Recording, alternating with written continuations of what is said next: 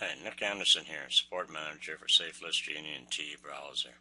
In this series of videos, I'm going to teach you how to set up the SL Genie so you can get it using as fast as you can. If you want to subscribe to my channel here so when I add videos, you can get the latest updates. All you need to do is after you confirm your emails, go to slgenie.com, click on Member Login, put the information in there that you just signed up with. And you'll see right up on top here is a download button. Click on that, download the SL Genie. At the bottom of your window, you may see I was trying to show it to you, but it didn't work. Run, it'll say save or run, just run it. Follow all the prompts.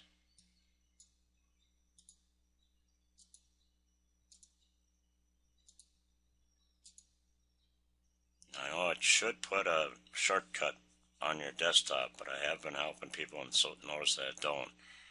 But if you go down to the bottom left-hand corner, click on Start, All Programs, you should see a folder there that says SL Genie. All you do is click on it once, open it up, and then click on where it says SL Genie.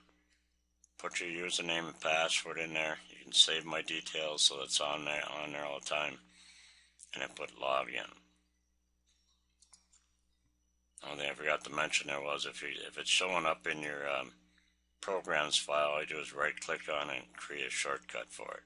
First place you want to head for is the Settings tab. You won't have all these folders on your had mine for a while.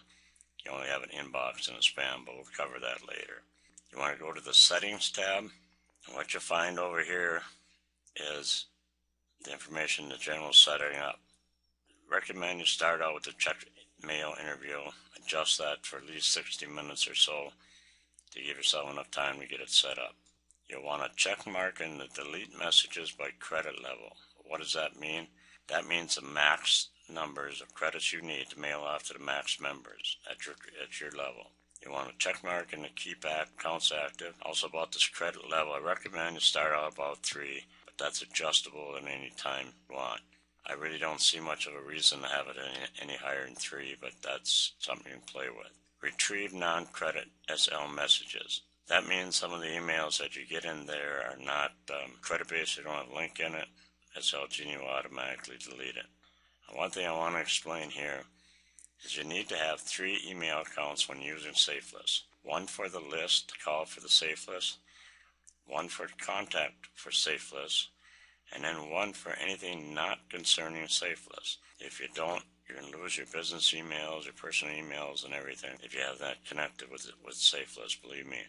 Now, retrieve non-credit SL messages. If you're using it strictly for SafeList, you don't need to have that checked. But if you want to retrieve them, you can put them in whatever folder you want. As you can see, I leave mine unchecked.